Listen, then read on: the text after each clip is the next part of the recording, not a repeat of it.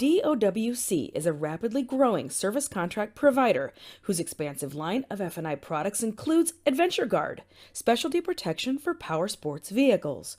Voted the #1 Dealer's Choice Award dealer-owned warranty company provider. Learn more about DOWC's customizable F&I offerings at dowc.com. Hauling it to the track, blasting over it, pushing the limits, aiming for the top. You're always in it to win it, and you want to stay cool. Super Cool Boil Guard reduces engine operating temperatures by up to 20 degrees. Super Cool Performance. Superior protection against cavitation, corrosion, and erosion. Don't get beat by the heat. Visit redlineoil.com for products designed and engineered to keep you cool. Hey there, everybody. How's it going? Welcome back to another awesome episode of On the Throttle with Jacqui Van Ham and my buddy Josh. We've got a great show for you here today. Huge thanks for tuning in. And of course, huge thanks to our awesome partners and sponsors here on the big program. Today's show, Josh, is all things MotoGP, and MotoGP. We've got a couple of other stories other than MotoGP, but it is hot on my list of things to check out this week, especially because they are finally returning. Well, not finally. They were there not too terribly long ago, but they are returning to Circuit of the Americas here in the United States as our round for the MotoGP, and it is going to be terrifically exciting. So we're going to chat about that a little bit today. And then, Josh, what do you have going on in your neck of the woods? So MotoGP is also doing something in Web3, and if you have no idea what Web3 is or what NFTs are, I'll give you some information as to why people may be willing to shell out some money for these things. MotoGP is not making Bored Apes. And then on top of that, Yamaha gave the worst name to something that has a ton of potential. So we'll get into those two things. That sounds great, Josh. And thank you so much for explaining the internets to me, because I literally have no idea what you're talking about right now.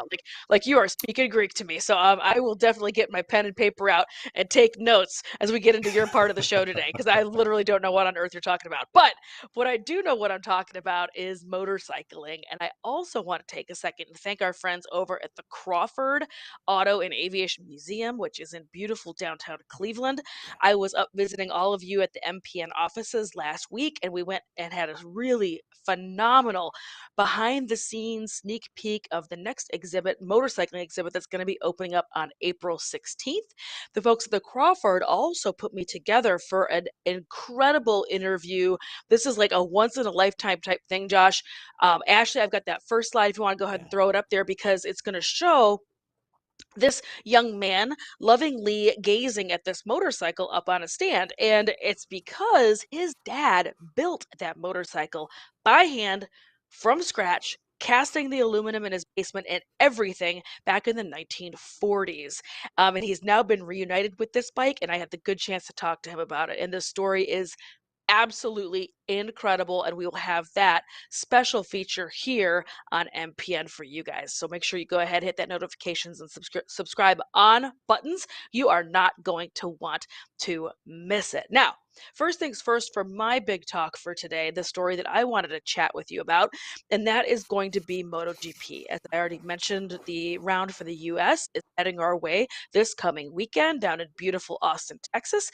But they just wrapped up a very exciting weekend down in Argentina, and it has been a hot second since they have been there. And woo, was she dramatic! It was everywhere, Josh. It was only, I think, the third race on the calendar, but already this year is shaping up to just be bananas. Marc Marquez, unfortunately, is still injured. He is still having a bout with double vision, although they just released yesterday or today word from his medical team that he is making progress. It is clearing up. But are they going to allow him to race at Circuit of the Americas? Is he going to race at Circuit of the Americas? Nobody is saying anything about it. It is going to be just a really strange year to not have him here, because he is the king of the Cowboys. He is the king of COTA. He has won that race for 500 years in a row now. But let's go ahead and talk about Argentina, because that is the first part of today's story for me. So MotoGP at Argentina, like I said, was this past weekend.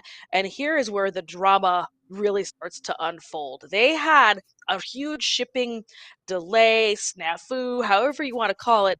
And the bikes and the things and the stuff and the leathers and even the toolboxes and everything that has to get shipped all around the world in order to make these race weekends happen got hung up and got delayed overseas. The bikes didn't even land in Argentina until very late in the day. Normally they would start racing on Friday. They pushed the whole schedule into Saturday and Sunday. They shortened up some of the free practice times. They cut some of the free practice times. They got all the racing in and they got it all done. But the thing that I thought was also just so fascinating to consider and to think about is that, the bikes were delayed, but even the stuff to like set up the garages to start working on the bikes, those were all delayed too. So even if the bikes got there first, there's nothing they could do. So long story longer, these mechanics and the folks that are actually setting up and maintaining the bikes worked all through the night, Friday and Friday night, getting everything ready for Saturday. The racing did not disappoint. It was another total barn burner and a nail biter. And it ended up, if you want to go ahead and throw that next slide up, it ended up at the top of the box. This young man, on an Aprilia, ended up winning the Argentina Grand Prix. And this is the first time that they have ever won a Grand Prix. This is also the very first win in an almost 20-year career out here that Alex Espargaro has managed to win his very first MotoGP after, like I said, almost a 20-year long career. So really, really exciting news. Look at all of the Spanish racers are just dominating the top of the field so far. Again, we are only 3 races into it. Race number 4 will be this coming weekend at Circuit of the Americas in Austin, Texas. But this was just terrifically exciting with a very late in the race pass in front and cut off and made it stick in front of Jorge Martin. So just some really, really incredibly cool racing going on over at MotoGP, and I am here for it. Now, speaking of MotoGP, what do you got going on in your neck of the woods, Josh? So the big thing that MotoGP announced actually a little while back, and they finally released it. It started on March 26th with MotoGP is getting into Web3, or you may have heard the term NFTs. So I know everyone's heard this and they think, what are these things? Who the heck is going to pay money for these? So I'm going to dive into a little bit of this, and stick with me for a moment because I think this is going to be worthwhile. So an NFT is a non-fungible token.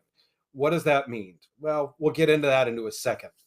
What I will tell you is, due to high demand, they basically had to set it up so you could only order one per order. People were coming in and spending hundreds of dollars on these. What they are is different collectibles. So there's riders, there's bikes. They sell them in electronic packs, but they kind of show up looking like what you see on the screen here. So you can get riders, you can get bikes, you can get coaches, you can get gear, you can get bike parts.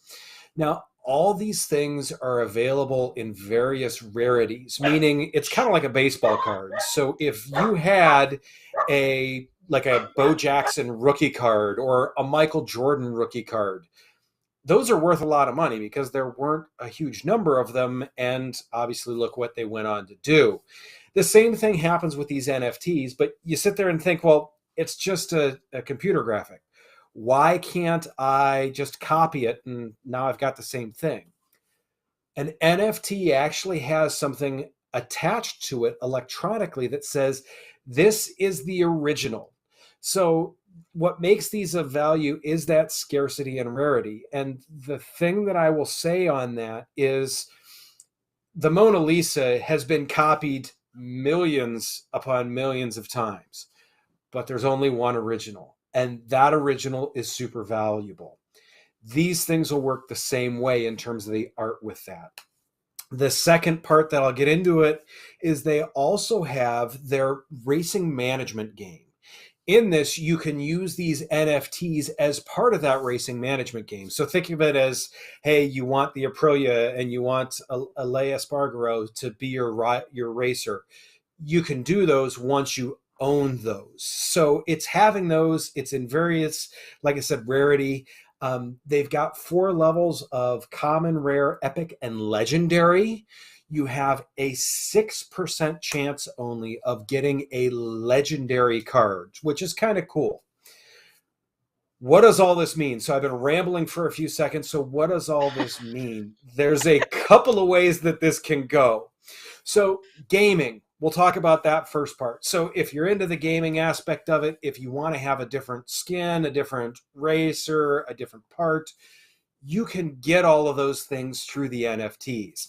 Now, the fact is, too, is let's say, Jacqui, let's say you've got, I'm an Elias Espargaro fan.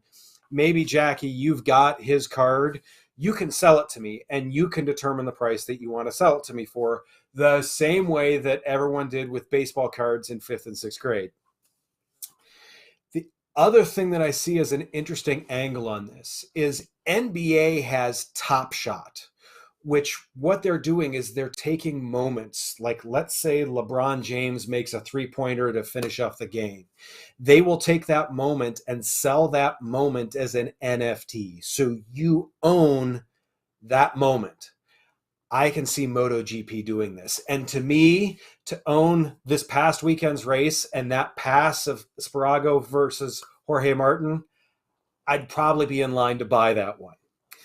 On top of that, the other thing that's kind of cool with NFTs on this is it gives access. So an NFT, you can think of it as almost like a ticket if you own it. So if a rider puts out a photo and you buy the photo, you could get access to different events with them. So like, let's say in COTA, you wanted to go talk to Marc Marquez, Jacqui. You could, if you had bought one of his photos, he could say, look, anyone that has this NFT, you've got access to me between this time and this time in the paddock. There's all sorts of ways that these can be used and move forward because they all have their own, basically, we're going to call it a serial number. So although we've got this picture here, we can make sure that it's a one of one. And in fact, the next slide we have should be a GIF of Juan Mir there that shows you what an NFT can look like. What it doesn't have is this one is just a GIF. What it doesn't have is it's just a GIF. It's copyable by anyone. It doesn't have that original status. So that is what makes them more valuable. Like I said, you can copy Coach purses, you can copy the Mona Lisa, all you want to all day. There's no value to it.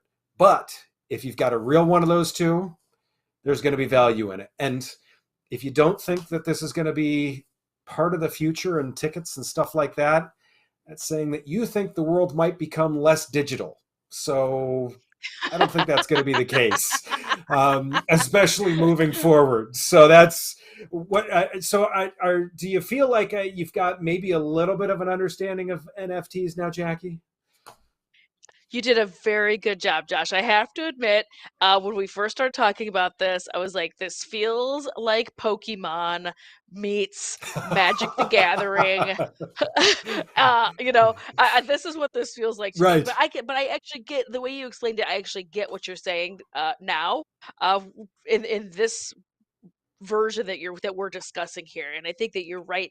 I think that this has so many neat implications Yeah. of how to make these, this is an original, but then there's all these different versions, and all these different levels that you can get Yep. into. And I do think it's really very, very fascinating. I just am a Luddite and don't know what on earth you're talking about here, but I think it's very interesting.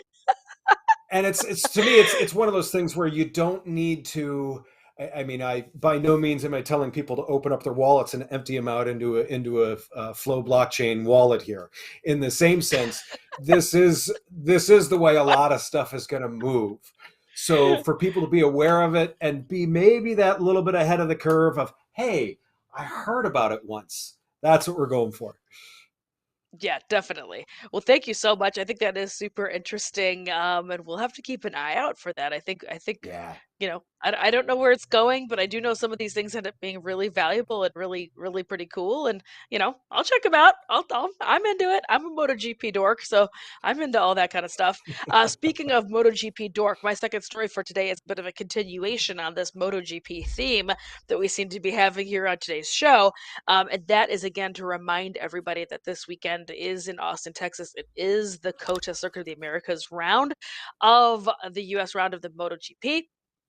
Again, this is race number 4 of this year's season. It has been absolutely dominated at COTA by Marc Marquez for 500 million years.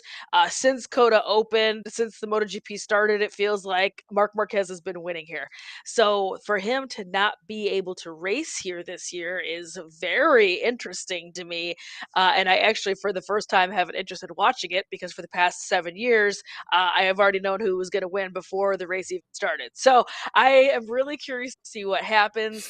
There has not been any confirmation or denial from his camp about racing, about whether he is or is not, but I don't see how on earth he could make it to a race, seeing as he just had this bout with double vision stemming from another crash and head injury several races ago. So I think it's very interesting to see what's going to happen down there. And again, I know I had the statistics. Ashley, it's in the slides, but I think I threw your order off a little bit. I just kind of was talking about the actual standings, and the standings so far are going to be Espargaro on 1, Brad Binder 2, Bastianini 3, Alex Rin 4, and Quartararo is in 5 right now. So again, this board is all over the place. There has not been a very clear, consistent domination from the MotoGP season so far. But what I do think is very interesting, Josh, is that the Argentina track is pretty notorious for having a very, very rough surface.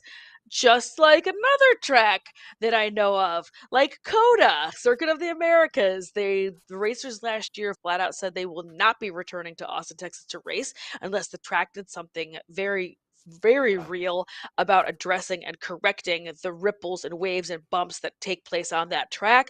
They did spend a lot of time, energy, and effort into repairing the track during the off season. They did. So we're all going to find out and see what happens. But all I know is that, Espargaro had a really good run in Argentina where the track is very, very rough. Everybody was running on hard fronts and soft rears in order to try to create maybe a little bit more cushion back there, because it is so ripply and so bumpy. If he had such a good showing, and then not to discount, however, Jorge Martin, who also put in a heck of a race, but those two I'm expecting to see towards the top of the box at COTA. But we're all gonna have to tune in and wait and see. But this is also going to be one of my most favorite weekends in the United States, hands down, for motorcycling, because it's not only Circuit of the Americas MotoGP, it is also Moto America races with them, and Handbuilt Show, which is one of my favorite custom bike shows in the country. This show has been going on since 2014, if I remember that correctly. This is going to be April 8, 9, and 10. It's at the Austin American Statesman, which is this great big huge building right on Congress. It runs all day long. It runs until midnight on Friday and Saturday. There is never a bad time to go. It does get a little crowded, but the bikes are just top tier. It is all by invite only. It is that type of curated show, that type of curated exhibit. It's just a really, really heck of a good time. It is one of my favorite weekends. And I've got a couple slides of some of the bikes and things that I have seen there. And it is a little bit of everything. It's custom bikes, but it's also antique bikes and race machines and collectible bikes and all sorts of neat stuff, including this Harley Davidson Dirtster, Josh. This Harley Davidson that was built a custom with the two on the one side high pipe, this scrambler style. This is one of my favorite bikes there, but there's hundreds of rad things to look at. And then I grabbed another slide of some collectible bikes and things that they also display there. Like I said, it's a little bit of everything. It's new bikes, it's old bikes, it's custom bikes, it's race machines, it's everything that goes on. So this weekend, the place to be if you enjoy motorcycles is Austin, Texas. Now, what do you think about that, Josh? Are you looking forward to this weekend's race? I am, and it's what's interesting is I actually saw that this is the first time in over 50 years that we have 3 different podiums for the first 3 races. So we've had 9 different people on the podium through the first 3 races. That's the first time in 50 years. And the fact that I remember the days of Mick Doohan and guys like that, where you're like, okay, who's going to come in second this weekend? MotoGP is absolutely bananas now. And I love the fact that it's anyone's race. That's awesome. Yeah, I agree. It feels, I mean, everyone's just going to have to stay tuned. I think this season is Yeah. is already shaping up to be super, super exciting. Okay, so what goes Yes. on also in your neck of the woods, Josh? I know you mentioned something about a new bike with a weird part name or something's going on over there. So we joked ahead of time that we kind of saw this one, and we both did, and we're like, "Is this an April Fool's thing?" And it's not.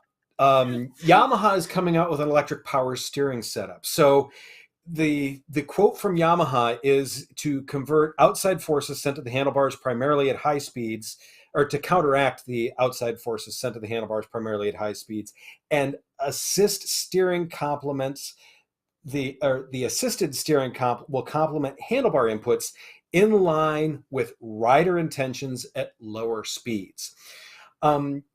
This to me is very interesting. So it is an electric power steering setup. So I think so many of us will look at this and be like, I have never, I mean, this is not a 1958 Rambler Ambassador.